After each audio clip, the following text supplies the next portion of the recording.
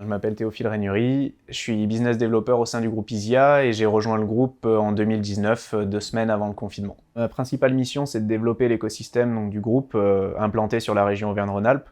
et au niveau national également. L'idée, c'est de créer des partenariats de long terme tant avec nos clients qu'avec nos partenaires. Typiquement les clusters du digital de la région, les différentes organisations, participer à différents événements également, et donc de générer des leads à partir de ces leviers-là. On se rend compte en fait que le réseau, c'est un outil qui est ultra puissant, et plutôt que de faire de la prospection de masse peu ciblée, finalement, on va privilégier la qualité, et donc soit partir sur des clients qui travaillent déjà avec nous depuis 10 ans, depuis 15 ans, enfin privilégier le long terme plutôt que d'avoir un très grand nombre de clients mais qu'on n'accompagne pas sur la durée. Je suis parti, d'abord j'ai eu un projet perso qui s'est étalé sur environ 1 an et je suis revenu, j'ai cherché un emploi en France et j'ai trouvé, donc je cherchais à rejoindre le monde du numérique après avoir travaillé dans des gros groupes industriels. Ce qui m'a intéressé par le groupe IZIA, c'était plutôt son engagement au niveau RSE, au niveau donc environnemental, et dès le premier entretien, j'ai été tout de suite convaincu de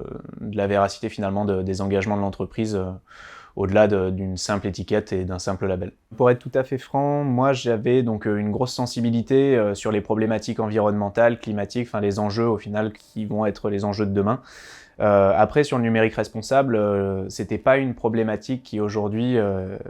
me concernait particulièrement, et c'est vrai que j'avais peu de sensibilité sur ce sujet-là, et dès que je suis arrivé au sein du groupe, je suis tout de suite arrivé à comprendre l'ampleur du numérique finalement et son impact qu'il peut avoir sur l'environnement. Donc c'est indispensable que les ESN se mettent en mouvement, et je trouve que le groupe IZIA a été pionnier finalement dans cette démarche et a su prendre une vraie longueur d'avance finalement sur les autres ESN, tant par ses engagements au quotidien que par ce qu'on va faire sur les prochaines années. Et le fait de prendre ce virage au moment où le groupe a décidé de réellement engager cette démarche, c'était pour moi indispensable, et c'est un super challenge pour les prochaines années.